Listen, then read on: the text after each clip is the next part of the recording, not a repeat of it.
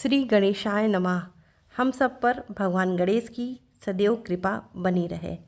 श्री शिवाय नमस्तुभ्यम। हर हर महादेव। आप सभी का मेरे चैनल पर बहुत बहुत स्वागत है। आज की वीडियो में मैं आपको गणेश चतुर्थी से जुड़ी 4 प्रचलित कथाएं सुनाऊंगी। तो आइए अब सुनते हैं गणेश जी की पहली कथा। पौराणिक एवं प्रचलित श्री गणेश कथा के अनुसार एक बार देवता कई विपदाओं में घिरे थे। तब वह मदद मांगने के लिए भगवान शिव के पास गए। उस समय शिव के साथ कार्तिकेय जी तथा गणेश जी बैठे थे। देवताओं की बात सुनकर शिव जी ने कार्तिकेय व गणेश जी से पूछा कि तुम में से कौन देवताओं के कष्टों का निवारण कर सकता है। तब कार्तिकेय और गणेश जी दोनों ने ही स्वयं को इस कार्य के लिए सक्षम बताया। इस पर भगवान शिव ने दोनों की परीक्षा लेते हुए कहा, तुम दोनों में से जो सबसे पहले पृथ्वी की परिक्रमा करके आएगा वही देवताओं की मदद करने जाएगा। भगवान शिव के मुख से यह वचन सुनते ही कार्तिकेय अपने वाहन मोर पर बैठकर पृथ्वी की परिक्रमा करने के लिए निकल गए। परंतु गणेश जी सोच में पड़ गए कि वह चूहे के ऊपर चढ़कर सारी पृथ्वी की परिक्रमा करेंगे तो इस कार्य में उन्हें बहुत समय लग जाएगा। तभी उन्हें एक उपाय सूझा। गणेश जी अपने स्थान से उठे और अपने माता पिता की 7 बार परिक्रमा करके वापस बैठ गए। परिक्रमा करके वापस लौटने पर कार्तिकेय जी स्वयं को विजेता बताने लगे। तब शिव जी ने श्री गणेश जी से पृथ्वी की परिक्रमा ना करने का कारण पूछा। तब गणेश जी ने कहा, माता पिता के चरणों में ही समस्त लोक है। यह सुनकर भगवान शिव ने गणेश जी को देवताओं के संकट दूर करने की आज्ञा दी। इस प्रकार भगवान शिव जी ने गणेश जी को आशीर्वाद दिया कि चतुर्थी के दिन जो तुम्हारा पूजन करेगा और रात्रि में चंद्रमा को अर्घ्य देगा उसके तीनों ताप यानी दैहिक ताप, दैविक ताप तथा भौतिक ताप दूर होंगे। इस व्रत को करने से व्रतधारी के सभी तरह के दुख दूर होंगे और उसे जीवन के भौतिक सुखों की प्राप्ति होगी। चारों तरफ से मनुष्य की सुख समृद्धि बढ़ेगी। पुत्र पौत्र आदि धन ऐश्वर्य की कमी नहीं रहेगी। गणेश चतुर्थी व्रत की दूसरी कथा। एक समय की बात है, राजा हरिश्चंद्र के राज्य में एक कुम्हार था। वह मिट्टी के बर्तन बनाता था लेकिन वे कच्चे रह जाते थे। एक पुजारी की सलाह पर उसने इस समस्या को दूर करने के लिए एक छोटे बालक को मिट्टी के बर्तनों के साथ आवा में डाल दिया। उस दिन संकष्टी चतुर्थी का दिन था। उस बच्चे की माँ अपने बेटे के लिए परेशान थी। उसने गणेश जी से बेटे की कुशलता की प्रार्थना की। दूसरे दिन जब कुम्हार ने सुबह उठकर देखा तो आवा में उसके बर्तन तो पक गए थे लेकिन बच्चे का बाल बाका भी नहीं हुआ था। वह डर गया और राजा के दरबार में जाकर सारी घटना बताई। इसके बाद राजा ने उस बच्चे और उसकी माँ को बुलवाया तो माँ ने सभी तरह के विघ्न को दूर करने के लिए संकष्टी चतुर्थी का वर्णन किया। इस घटना के बाद से महिलाएं संतान और परिवार के सौभाग्य के लिए संकट चौथ का व्रत करने लगी। गणेश जी की तीसरी कथा। एक समय की बात है कि भगवान विष्णु का विवाह लक्ष्मी जी के साथ निश्चित हो गया। विवाह की तैयारी होने लगी। सभी देवताओं को निमंत्रण भेजे गए परंतु गणेश जी को निमंत्रण नहीं दिया गया। कारण जो भी रहा हो, अब भगवान विष्णु की बारात आने का समय हो गया था। सभी देवता अपनी पत्नियों के साथ विवाह समारोह में आए। सब ने देखा कि गणेश जी कहीं नहीं दिखाई दे रहे। तब वे आपस में चर्चा करने लगे कि क्या गणेश जी को न्योता नहीं गया है या गणेश जी ही नहीं आए। सभी को इस बात का आश्चर्य होने लगा। तभी सबने विचार किया कि विष्णु भगवान से ही इसका कारण पूछा जाए। विष्णु भगवान से पूछने पर उन्होंने कहा, हमने गणेश जी के पिता भोलेनाथ महादेव को न्योता भेजा है। यदि गणेश जी अपने पिता के साथ आना चाहते हैं तो आ जाते। अलग से न्योता देने का कोई आवश्यकता नहीं था। दूसरी बात यह है कि उनको 1.25 मन मूंग, 1.25 मन चावल, 1.25 मन घी, 1.25 मन लड्डू का भोजन दिन भर चाहिए। यदि गणेश जी नहीं आएंगे तो कोई बात नहीं, दूसरों के घर जाकर इतना खाना पीना अच्छा नहीं लगता है। इतनी वार्ता ही कर रहे थे कि किसी ने सुझाव दिया, यदि गणेश जी आ भी जाएं तो उनको द्वारपाल बनाकर बैठा देंगे कि आप घर की याद रखना। आप तो चूहे पर बैठकर धीरे धीरे चलोगे तो बारात से बहुत पीछे रह जाओगे। यह सुझाव भी सबको पसंद आया तो विष्णु भगवान ने भी अपनी सहमति दे दी।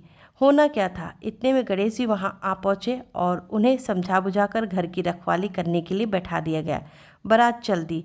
तब नारद जी ने देखा कि गणेश जी तो दरवाजे पर ही बैठे हुए हैं, तो वे गणेश जी के पास गए और रुकने का कारण पूछा। गणेश जी कहने लगे कि विष्णु भगवान ने मेरा बहुत अपमान किया है। नारद जी ने कहा कि आप अपनी मूषक सेना को आगे भेज दें तो वह रास्ता खोद देगी, जिससे उनके वाहन धरती में धंस जाएंगे। तब आपको सम्मानपूर्वक बुलाना पड़ेगा। अब तो गणेश जी ने अपनी मूषक सेना जल्दी से आगे भेज दी और सेना ने जमीन में पोली कर दी। जब बारात वहाँ से निकली तो रथों के पहिए धरती में धंस गए। लाख कोशिश करे परंतु पहिए नहीं निकले। सभी ने अपने अपने उपाय किए परंतु पहिए तो नहीं निकले, बल्कि जगह जगह से टूट गए। किसी के समझ में नहीं आ रहा था कि अब वह क्या करें। तब तो नारद जी ने कहा, आप लोगों ने गणेश जी का अपमान करके अच्छा नहीं किया। यदि उन्हें मनाकर लाया जाए तो आपका कार्य सिद्ध हो सकता है और यह संकट टल सकता है। शंकर भगवान ने अपने दूत नंदी को भेजा और वे गणेश जी को लेकर आए। गणेश जी का आदर सम्मान के साथ पूजन किया गया। तब कहीं रथ के पहिए निकले। अब रथ के पहिए निकल तो गए परंतु वे टूट फूट गए थे, तो उन्हें कौन सुधारे। पास के खेत में खाती काम कर रहा था, उसे बुलाया गया। खाती अपना कार्य करने के पहले श्री गणेशाय नमः कहकर गणेश जी की वंदना मन ही मन करने लगा। देखते ही देखते खाती ने सभी पहियों को ठीक कर दिया। तब खाती कहने लगे कि हे देवताओं, आपने सर्वप्रथम गणेश जी को नहीं मनाया होगा और ना ही उनकी पूजन की होगी, इसीलिए तो आपके साथ ऐसा संकट आया है। हम तो मूर्ख अज्ञानी हैं, फिर भी पहले गणेश जी को पूजते हैं, उनका ध्यान करते हैं। आप लोग तो देवतागण हैं, फिर भी आप गणेश जी को कैसे भूल गए। अब आप लोग भगवान श्री गणेश जी की जय बोलकर जाए तो आपके सब काम बन जाएंगे और संकट भी नहीं आएगा। ऐसा कहते हुए बारात वहाँ से चल दी और विष्णु भगवान का विवाह लक्ष्मी जी के साथ संपन्न करा के सभी सकुशल घर लौट आए। हे गणेश जी महाराज, आपने विष्णु जी को जैसे कारज सारियो, ऐसे कारज सबको सिद्ध कर जो। बोलो गजानन भगवान की जय। चौथी कथा। श्री गणेश चतुर्थी व्रत की पौराणिक कथा के अनुसार एक बार भगवान शिव और माता पार्वती नदी के किनारे बैठे हुए थे। वहाँ माता पार्वती ने भगवान शिव से समय व्यतीत करने के लिए चौपड़ खेलने के लिए कहा। शिव चौपड़ खेलने के लिए तैयार हो गए, परंतु इस खेल में हार जीत का फैसला कौन करेगा, यह प्रश्न उनके समक्ष उठा। तो भगवान शिव ने कुछ तिनके एकत्र कर उनका एक पुतला बनाकर उनकी प्राण प्रतिष्ठा कर दी और पुतले से कहा, बेटा हम चौपड़ खेलना चाहते हैं, परंतु हमारी हार जीत का फैसला करने वाला कोई नहीं है, इसलिए तुम बताना कि हम दोनों में से कौन हारा और कौन जीता। उसके बाद भगवान शिव और माता पार्वती का चौपड़ खेल शुरू हो गया। यह खेल 3 बार खेला गया और संयोग से तीनों बार माता पार्वती ही जीत गईं। खेल समाप्त होने के बाद बालक से हार जीत का फैसला करने के लिए कहा गया, तो उस बालक ने महादेव को विजयी बताया। यह सुनकर माता पार्वती क्रोधित हो गईं और क्रोध में उन्होंने बालक को लंगड़ा होने, कीचड़ में पड़े रहने का श्राप दे दिया। बालक ने माता पार्वती से माफ़ी मांगी और कहा, मुझसे यह अज्ञातवश ऐसा हुआ है, मैंने किसी देश भाव से ऐसा नहीं किया है। बालक द्वारा क्षमा मांगने पर माता ने कहा, यहाँ गणेश पूजन के लिए नाग कन्याएं आएंगी, उनके कहे अनुसार तुम गणेश व्रत करो, ऐसा करने से तुम मुझे प्राप्त करोगे। यह कहकर माता पार्वती शिव जी के साथ कैलाश चली गईं। 1 वर्ष के बाद उस स्थान पर नाग कन्याएं आईं। तब नाग कन्याओं से श्री गणेश जी के व्रत की विधि मालूम करने के बाद उस बालक ने 21 दिन लगातार गणेश जी का व्रत किया। उसकी श्रद्धा से गणेश जी प्रसन्न हुए। उन्होंने बालक को मनवांछित फल मांगने के लिए कहा। उस पर उस बालक ने कहा, हे विनायक, मुझ में इतनी शक्ति दीजिए कि मैं अपने पैरों से चलकर अपने माता पिता के साथ कैलाश पर्वत पर पहुंच सकूं और वे यह देखकर प्रसन्न हों। तब बालक को वरदान देकर श्री गणेश जी अंतर्ध्यान हो गए। इसके बाद वह बालक कैलाश पर्वत पर पहुंच गया। कैलाश पर्वत पर पहुंचने की अपनी कथा उन्होंने भगवान शिव को सुनाई। चौपड़ वाले दिन से माता पार्वती जी शिव जी से विमुख हो गई थीं। अतः देवी के रुष्ट होने पर भगवान शिव ने बालक के बताए अनुसार 21 दिनों तक श्री गणेश जी का व्रत किया।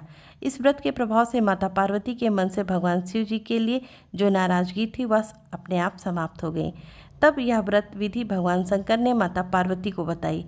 यह सुनकर माता पार्वती ने मन ही मन अपने पुत्र कार्तिकेय से मिलने की इच्छा जागृत हुई। तब माता पार्वती ने भी 21 दिन तक श्री गणेश जी का व्रत किया तथा दूर्वा, फूल और लड्डुओं से गणेश जी का पूजन अर्चन किया। व्रत के 21वें दिन कार्तिकेय जी स्वयं माता जी से मिलने आ गए। उस दिन से श्री गणेश चतुर्थी का यह व्रत समस्त मनोकामनाओं को पूर्ति करने वाला व्रत माना जाता है। इस व्रत को करने से मनुष्य के सारे कष्ट दूर होकर मनुष्य को समस्त सुख सुविधाएं प्राप्त होती हैं। बोलिए गजानन महाराज की जय।